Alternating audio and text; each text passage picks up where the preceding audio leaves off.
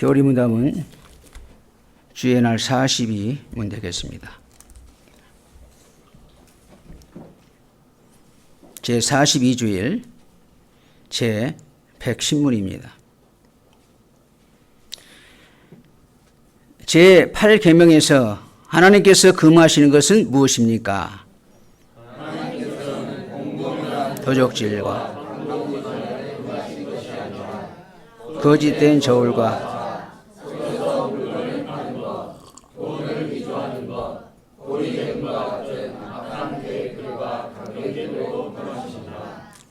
우리는 이웃에게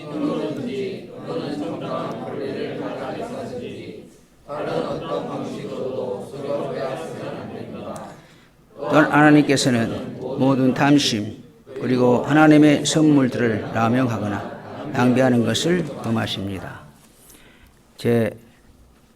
제111문 이 계명에서 하나님께서 당신에게 요구하시는 것은 무엇입니까? 내가 할 수 있고 해도 된다면 내 이웃의 유익을 증진시켜야 하며 다른 사람이 나에게 대접해 주기를 바라는 것처럼 이웃을 대접하여야 하며 그리고 도움이 필요한 자들에게 주기 위하여 성실하게 일해야 합니다. 아멘.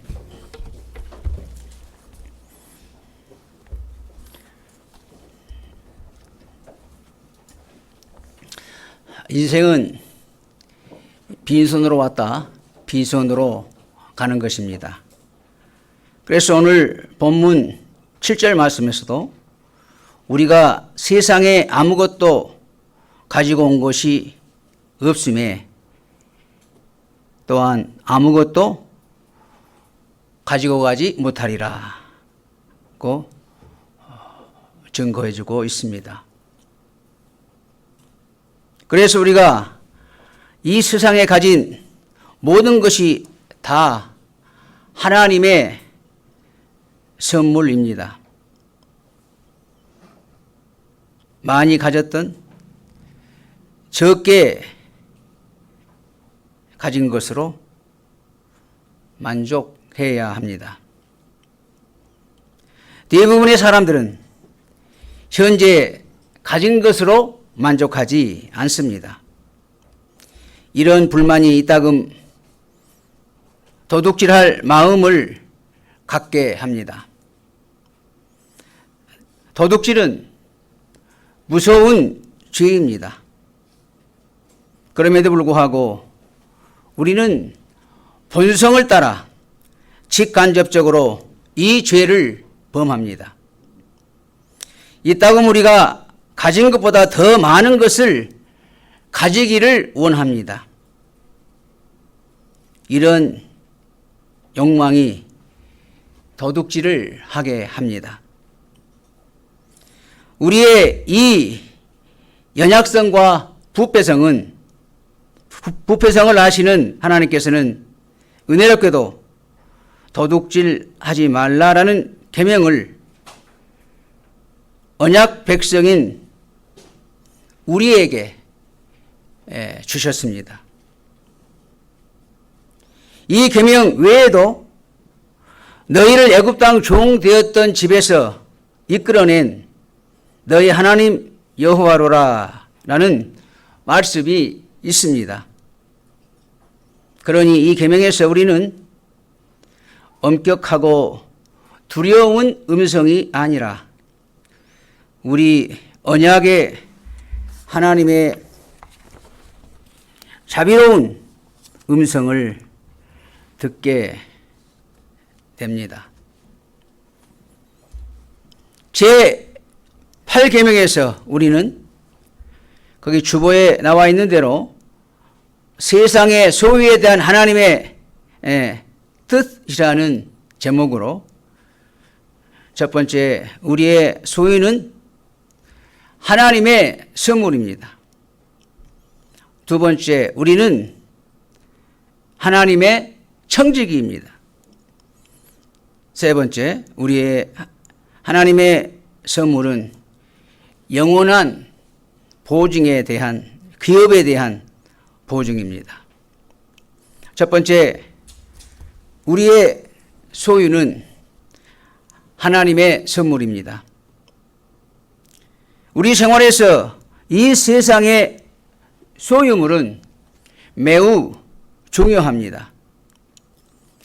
소유물 없이, 돈 없이 우리는 이 세상에서 평안히 살 수 없습니다. 우리가 가끔 재해가 휩쓴 지방이나 전쟁이 일어난 나라에 사는 사람들의 비참한 생활을 보기도 하고 듣기도 합니다. 이 세상에서 물질의 소유는 꼭 필요합니다. 성경에 땅의 소유를 멸시하라는 말씀은 어디에도 없습니다.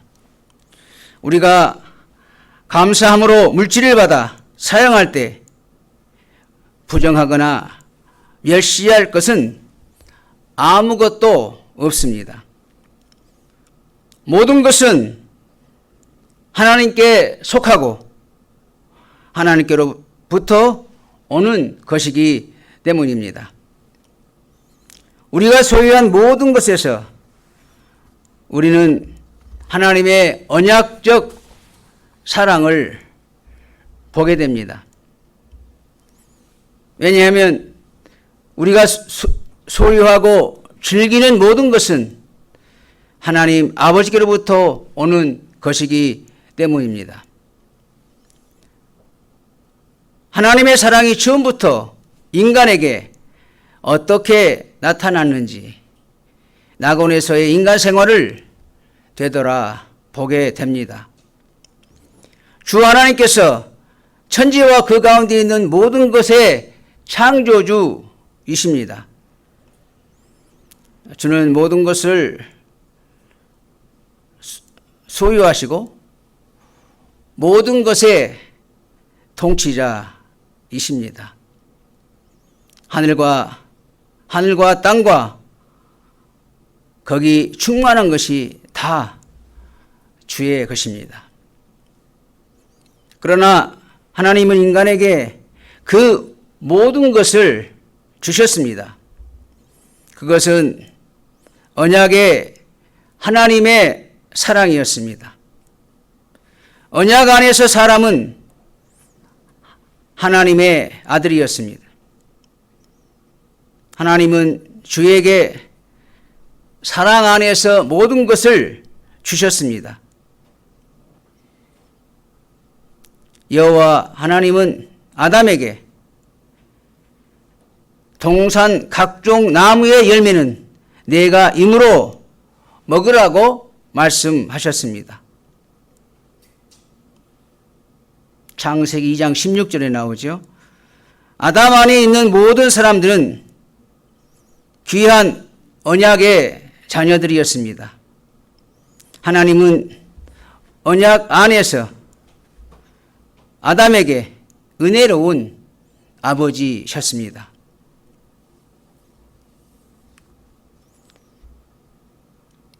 하나님은 주에게 모든 피조물을 다스릴 놀라운 특권을 주셨습니다. 물론 하나님이 모든 주의 피조물을 다스리는 데서 물러서신 것은 아닙니다. 하나님은 만물의 유일한 소유자와 통치자로 그대로 계십니다. 그러나 무한한 사랑 가운데서 하나님은 주의 아들들을 대리자로 세우셨습니다. 사람이 낙원에서 가진 모든 것은 하나님께 속했고 온전히 하나님의 선물이었습니다. 낙원에서 어느 것도 인간에게 속한 것은 없었습니다. 물 한 방울도 풀잎 하나도 사람의 소유가 아니었습니다. 아담은 하나님 아버지께서 사랑으로 주신 모든 선물을 즐겼고 그의 모든 생활은 감사의 생활이었습니다. 사랑하는 성도 여러분, 타락으로 사람은 하나님의 대리인으로서의 자격을 박탈당했고 하나님의 선물을 잃게 되었습니다. 그러나 하나님은 변함없는 사랑 가운데서 사람의 아버지 되심을 그치지 않으셨습니다. 죄인에게 죄의 아들의 자격을 회복시켜 주시기를 기뻐하셨습니다. 하나님은 사람에게 가까이 다가오셔서 주의 영원한 은혜의 언약을 계시하셨습니다. 말하자면 하나님은 여인의 쉬러 올 주의 아들의 사역을 통해 죄인들을 그분의 자녀로 다시 받아들이기를 원하시고 창세기 3장 15절 말씀을 알려주셨습니다.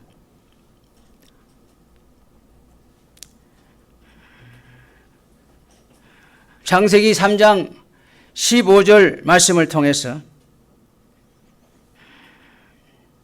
아담이 죄를 범하고 하나님과의 인격적인 관계가 끊어졌지만 여자의 후손을 약속하시고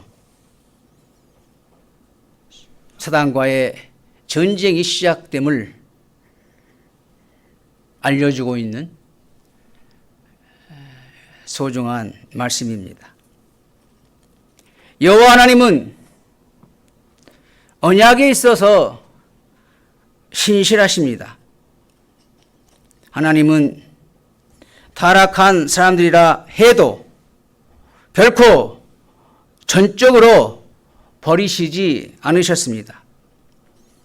하나님은 거듭 언약 백성에게 자신이 만물의 소유자요 통치자이심을 선포하셨습니다. 주 하나님이 시내산에서 백성들에게 도둑질하지 말라라는 이 율법을 주셨을 때 그분은 실상 이 계명으로 주의 주권 가운데서 모든 사람에게 소유물을 주신다는 것을 선언하셨던 것입니다. 이 사실은 하나님께서 이스라엘 각 지파에게 가나안 땅을 나누어 주신 것으로 분명하게 알려졌습니다. 가나안 땅은 언약 백성을 위하여 주실 주 하나님의 소유입니다. 그래서 하나님은 그 땅을 이스라엘 모든 지파와 가족들에게 정밀하게 나누어 주셨습니다. 이것은 여호수아 13장 이하를 읽어보시면 자세하게 나와 있습니다. 주 하나님은 그 땅의 유일한 소유자로 계셨습니다. 이스라엘 백성들은 그 땅을 할당받아 사용할 수 있었습니다. 이스라엘 백성들은 언약의 하나님의 손에서 놀라운 선물을 받았습니다. 그 상속은 그 가족의 계보 내에 보존되어야 했습니다. 그들 가운데 가난한 사람들이 없어야 했습니다. 거기 도둑질이 없어야 했습니다. 하나님께서 각 사람의 유산을 정하셨기 때문입니다. 이스라엘 백성 안에도 부자와 가난한 사람들 사이에 구별이 있고 한 사람이 다른 사람보다 더 많이 소유하였습니다. 그러나 모든 사람은 그에게 할당된 것으로 만족해야 했습니다. 하나님께서 각 지파와 각 사람에게 정확한 소유의 몫을 할당해 주셨습니다. 어떤 사람은 그의 몫으로 만족하지 않고 그에게 할당된 것보다 많은 것을 갖기 위하여 속이고 도둑질을 할 위험이 있었습니다. 그래서 하나님께서 이런 죄를 경고하십니다. 그래서 레위기 19장 거기 36절을 보게 되면 공평한 저울과 공평한 추와 공평한 에바와 공평한 흰을 사용하라. 나는 너희를 인도하여 애굽 땅에서 나오게 한 너희 하나님 여호와니라 말씀하십니다. 성도 여러분, 우리 언약의 하나님께서 우리에게 풍성한 선물을 주셨습니다. 우리가 현재 소유한 것이 적게 보일 수 있습니다. 그러나 그것은 은혜로 하나님께서 내게 주신 선물입니다. 우리는 가끔 우리가 받은 것에 대하여 불만스럽게 생각하는 시험을 받습니다. 사탄은 우리를 죄로 이끌어갈 기회를 찾습니다. 사람들은 더 갖기를 원해서 도둑질을 합니다. 사도 바울은 이에 대해 경고를 합니다.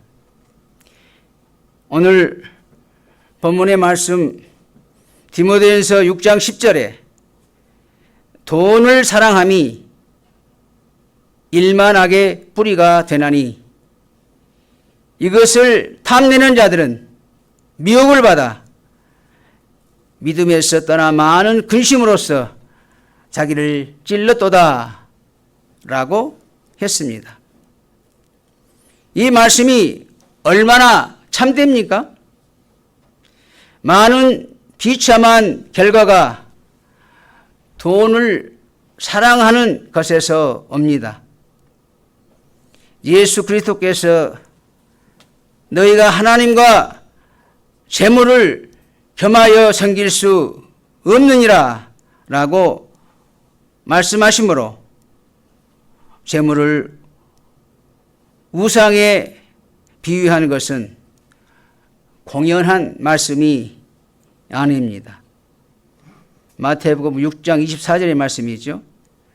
돈 자체는 악이 아닙니다. 그러나 사람들이 돈을 우상으로 만듭니다. 기자는 시편 37편 16절에서 의인의 적은 소유가 악인의 풍부함보다 낫도다 라고 했습니다. 아무리 적어도 하나님께서 주신 선물로 만족하며 살기 바랍니다. 우리는 본성적으로 도둑질하는 죄를 극복하기 어렵습니다. 오늘 우리 생활은 더욱더 복잡해져 가고 있습니다. 이런 복잡한 현실이 이 계명에서 금지된 죄를 범하는데 별 주저없이 만들 수 있습니다. 예를 들면 사고 파는 일이나 세금 문제에서 그러합니다. 우리는 스스로 모든 시험을 극복할 수 없습니다. 그렇지만 예수 그리스도의 구원하시는 능력을 힘입고 이 계명을 지킬 수 있습니다. 예수 그리스도는 우리를 위해 이 계명을 완전히 지키셨습니다. 주는 땅 위의 모든 보화를 부인하셨습니다. 땅의 보화들로부터 우리를 구원하시기 위해서였습니다. 예수님께서는 세상에서 머리 둘 곳을 갖지 않으셨습니다. 주는 겉옷까지 몸에서 빼앗겼습니다. 그리스도는 십자가 위에 벗은 몸으로 매달리셨습니다. 이렇게 주는 우리의 구원을 완성하셨습니다.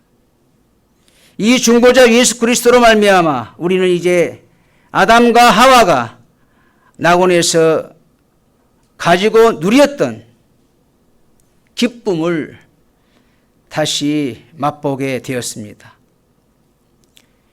예수 그리스도를 믿는 믿음을 가질 때 우리는 가진 것이 아무리 적어도 아버지께서 주신 것으로 만족하고 즐길 수 있습니다. 두 번째, 우리는 하나님의 청지기입니다. 제8계명에서 하나님께서 단순히 도둑질해서는 안 된다는 것 이상을 요구하십니다. 우리는 주의 청지기입니다. 그래서 우리 교리문답 111문답은 이렇게 고백합니다. 내가 할 수 있고 해도 된다면 내 이웃의 유익을 증진시켜야 하며 도움이 필요한 자들에게 주기 위하여 성실하게 일해야 합니다. 이 계명으로 하나님께서는 우리에게 이 세상에서 가진 소유를 바로 사용할 것을 요구하고 계십니다. 사람은 처음부터 이 땅 위에서 하나님의 대리자로 세움을 받았습니다. 사람은 왕이 아니었고 왕의 대리자요 자녀였습니다. 그래서 사람은 만물에 대한 하나님의 청지기로 세워졌습니다. 사람은 처음부터 아버지 하나님의 유익을 위해 살 의무를 가졌습니다. 언약의 하나님께서 사랑으로 사람을 감싸 주셨습니다. 사람은 아무 노력 없이 하나님께로부터 모든 보화를 얻었습니다. 하나님께서 언약 안에서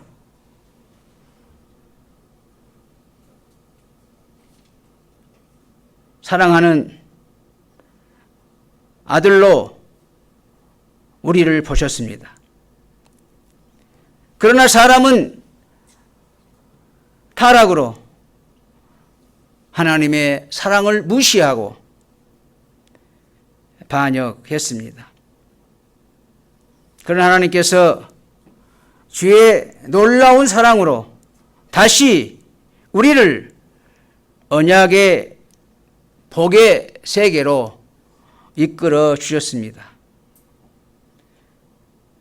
다시 우리를 주의 청지기로 회복시켜 주셨습니다. 우리를 잘 아시는 하나님께서 우리의 분량을 따라 주의 선물을 주셨습니다. 우리는 이 선물을 다루는 하나님의 청지기들입니다. 우리가 현재 무엇을 가지고 있든지 이것은 하나님께서 우리에게 주시고 맡기신 것입니다.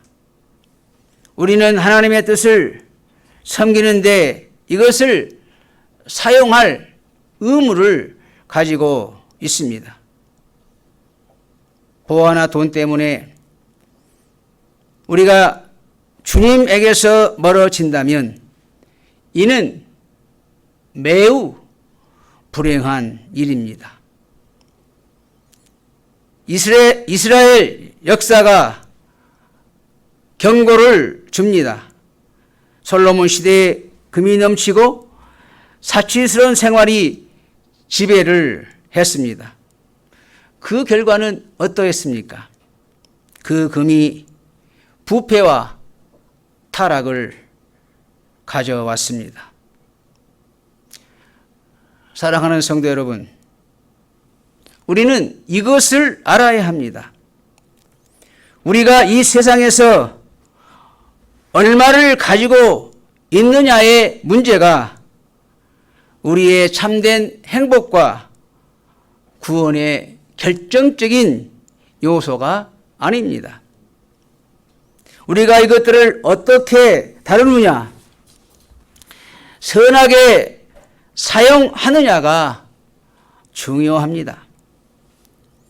우리가 하나님께서 주신 선물을 가지고 하나님과 이웃을 섬기고 있느냐가 중요합니다. 우리가 가진 모든 것을 다 내어 주어야 한다는 것이 아닙니다. 우리는 우리가 받는 선물에 대한 하나님의 청직이라는 사실을 알아야 한다는 것입니다. 청지기는 주인의 것을 잘 돌봐야 하고 주인의 뜻대로 사용해야 합니다. 우리는 모두 우리가 맡은 것을 가지고 어떻게 무엇을 했는지 마지막 날에 하나님 앞에서 책임 있는 설명을 해야 할 것입니다. 주님을 위해 드리는 데는 주저하고 인색하면서 자신을 위해서는 아낌없이 쓴다면 하나님 앞에서 좋은 청지기가 아닙니다. 세상에서 가진 소유물을 어떻게 사용할 것인지의 문제는 매우 중요합니다. 이 문제는 또 매우 어렵기도 합니다. 우리의 소유를 잘 사용하는 것은 확실히 어려운 일입니다. 마태복음 19장에 기록된 부자 청년의 이 얘기를 들으셨을 것입니다. 그래서 우리에게 큰 교훈을 줍니다. 이 청년이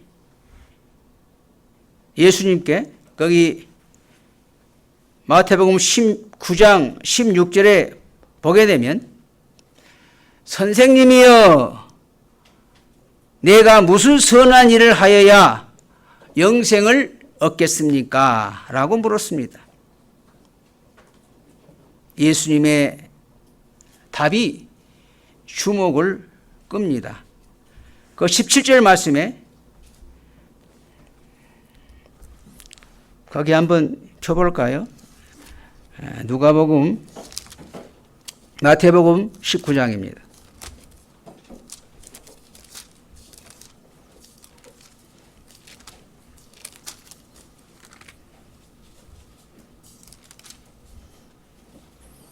거기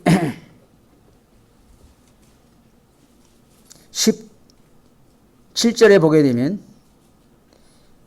예수께서 이르시되 어찌하여 선한 이를 내게 묻느냐 선한 이는 오직 한 분이시니라 내가 생명에 들어가려면 계명들을 지키라 라고 하셨습니다. 여기서 예수님께서는 사람이 율법을 지킴으로 영생을 얻을 수 있다고 가르치시려는 것이 아닙니다. 이런 대화를 통해 예수님께서는 계명, 특별히 8계명이 가진 참되고 깊은 뜻을 가르쳐 주시기를 원하셨습니다. 재물이 많은 청년은 적극적인 답을 했습니다. 거기 20절에 뭐라고 답합니까? 그 청년이 이르되 이 모든 것을 내가 지키었사온데 아직도 무엇이 부족하니까? 성도 여러분, 이 청년이 아주 교만하다 생각 마시기 바랍니다. 그렇지 않습니다. 그는 매우 신중한 청년입니다. 그는 부자임에도 불구하고 영적 생활에 무관심하지 않게 살아왔습니다. 예수님께서 그를 귀하게 여기셨습니다. 그는 거의 부족한 것이 없었습니다.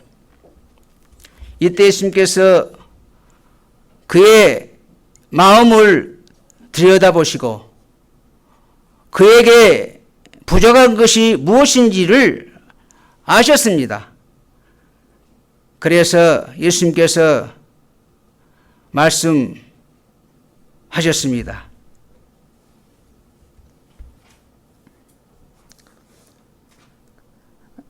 거기 21절에 보게 되면 예수께서 이르시되 내가 온전하고자 할진대 가서 내 소유를 팔아 가난한 자들에게 주라. 그리하면 하늘에서 보화가 내게 있으리라. 그리고 와서 나를 따르라. 그렇게 말씀하셨습니다. 그러나 그 청년에게 부족한 한 가지가 있었습니다. 그는 하나님의 언약의 말씀에 관심이 많았고 살인자도 아니고 간음자도 아니고 특별한 탐욕을 갖지도 않았습니다. 어찌 보면 상당히 모범적인 그러한 성도였습니다. 그러나 성도 여러분, 이 청년에게 부족한 것 한 가지가 있었습니다. 무엇입니까? 필요하다면 그가 가진 모든 소유를 부인할 수 있어야 했다는 것입니다. 그러나 청년은 이것을 하기 원치 않았습니다. 이것을 할 수 없었습니다. 그것이 그의 부족입니다. 성경은 그가 예수님의 요구를 들었을 때 거기 22절에 나온 대로 그 청년이 재물이 많음으로 이 말씀을 듣고 근심하며 가니라 라고 기록하고 있습니다. 사실상 그는 선생님이여 내 재물을 다 드려 구제할 수 없습니다. 라고 말한 것입니다. 성도 여러분, 우리는 주님의 청지기들입니다. 주님께서 요구하실 때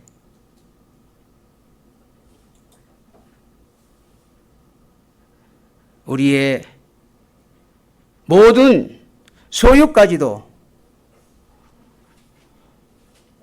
자녀까지도 우리의 생명까지도 부인할 수 있는 마음을 가져야 합니다. 이것이 오늘 제8계명의 깊은 의미입니다. 여러분은 이 계명을 어떻게 받아들이십니까?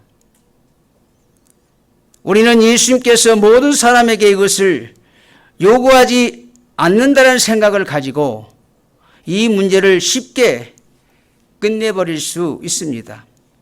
그러나 예수님께서 어떤 것을 말씀하실 때는 언제나 그 문제에 있어서 진지합니다. 우리는 가볍게 이 문제를 끝내서는 안 됩니다. 여러분은 주님께서 주신 모든 선물로 주님과 이웃을 섬기고 교회를 섬기기 원하십니까? 우리의 주님은 어떤 때 주의 교회와 나라를 위해 주의 자녀들에게 무거운 요구를 하실 수 있습니다. 우리는 감사함으로 이 요구에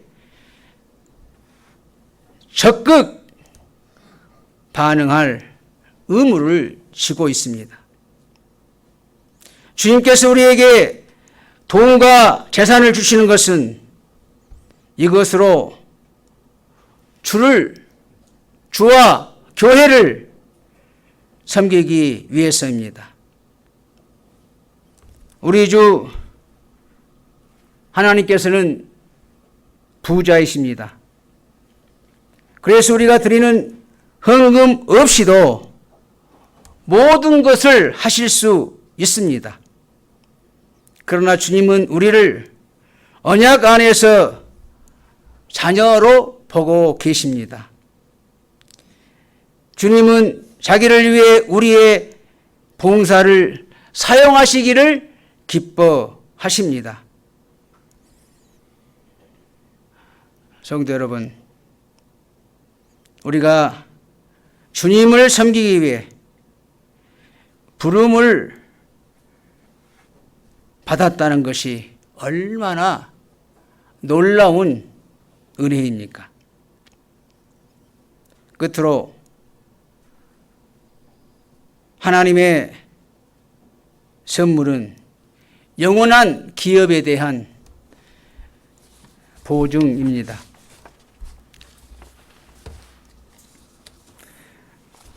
우리가 가진 소유 재물의 가치가 어디에 있는지를 살펴보게 됩니다. 세상에서의 우리의 물건들은 우리 생활에 영원한 가치를 가지고 있지 않습니다. 그것들은 상대적이고 일시적인 가치를 가지고 있습니다. 이는 이미 말한 대로 이 세상 소유를 멸시해야 한다는 것을 의미하지 않습니다. 그것들이 일시적 가치를 가진다는 것은 단순한 사실이요, 진리입니다. 사람은 출생할 때 이 세상에 아무것도 가지고 오지 않았습니다. 또한 죽을 때에도 아무것도 가지고 갈 수 없습니다. 어떤 사람들은 수백억 원의 재산을 모아 가집니다. 그러나 죽을 때는 한 푼도 가지고 가지 못합니다. 그러므로 세상에 재물을 사랑하고 거기 의존하고 사는 것은 매우 어리석은 일입니다. 우리는 또한 누가복음 한번 보십시다. 누가복음 12장 중요한 구절이기 때문에 확인하면서 볼 필요가 있다고 봅니다. 누가복음 12장 16절부터 21절까지입니다.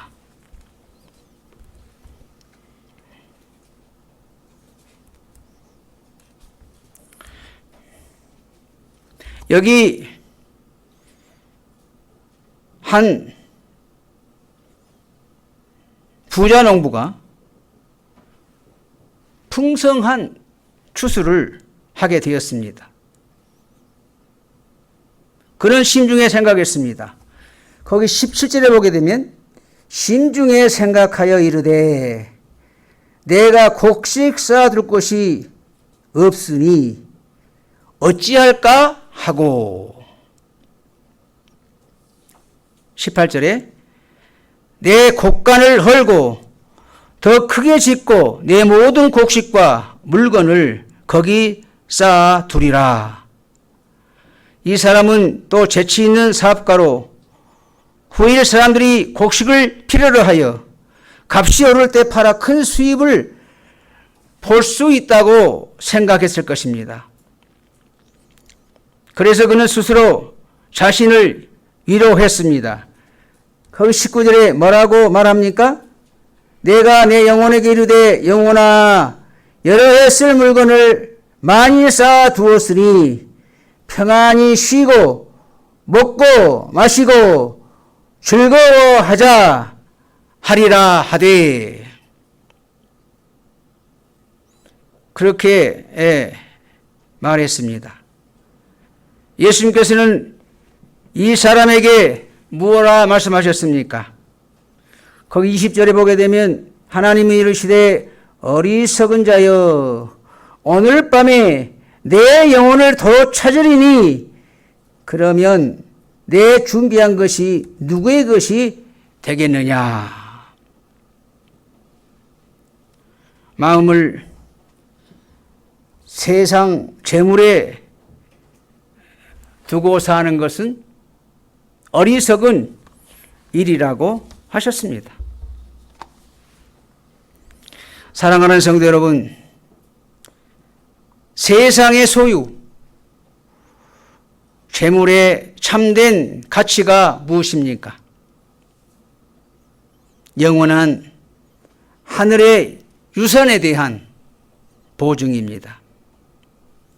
우리는 이 세상에 아무것도 가지고 오지 않았습니다. 그러나 우리 언약의 하나님께서 은혜로 우리에게 많은 것을 주셨습니다. 우리가 가진 돈, 우리에게 선물로 주신 자녀들, 우리가 가진 아파트, 우리가 가진 모든 것들은 다 주님의 선물입니다. 우리는 이 모든 것을 예수 그리스도로 말미암아 은혜로운 언약의 하나님으로부터 받았습니다. 성도 여러분, 그런데 이 하나님의 선물들은 우리가 또한 앞으로 그분의 아들 예수 그리스도를 통해 받게 될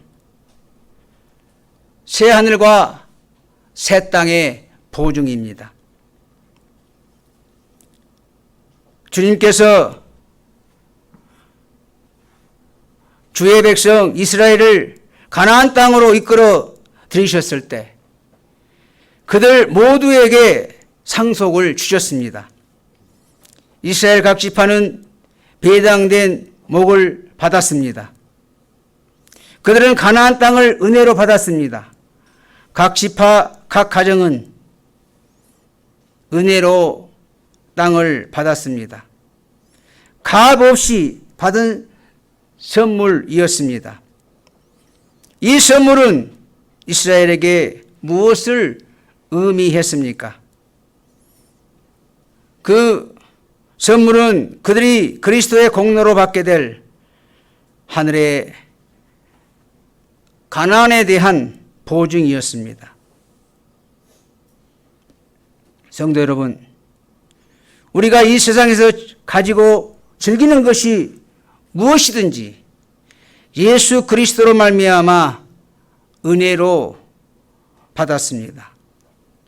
이것들에서 영원한 상속의 보증, 그리스도로 말미암아 받을 새 하늘과 새 땅의 보증을 보시기 바랍니다. 주 하나님께서 우리에게 가정, 자녀, 집, 직업, 재능, 돈을 은혜로 주셨습니다. 주님께서 주시지 않는 것이 하나도 없습니다. 주 하나님께서 예수 그리스도로 말미암아 은혜로 하늘의 영원한 기업을 주실 것입니다.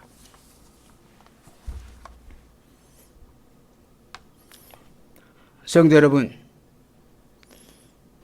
오늘도 우리 언약의 하나님께서 서로 다른 양의 몫을 우리에게 주십니다. 주는 우리가 사람을 잘 아시고 주권적인 기쁘신 뜻을 따라 주의 선물을 우리에게 주셨습니다. 그러므로 은혜로 받은 몫으로 만족하시기 바랍니다.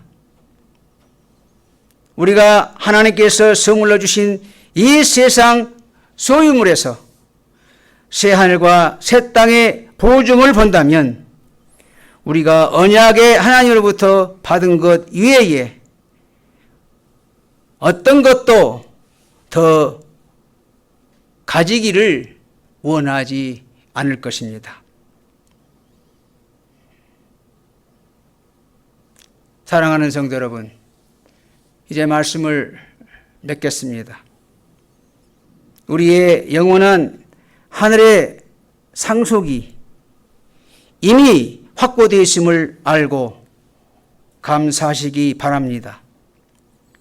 우리는 이미 우리가 이 세상에서 받은 선물로 하늘의 상속의 일부를 받았습니다. 주님은 은혜로우십니다. 주님께서 주신 것으로 매일 만족 속에 살며 주신 선물로 감사하고 주를 섬기며 즐겁게 사시기 바랍니다. 아멘.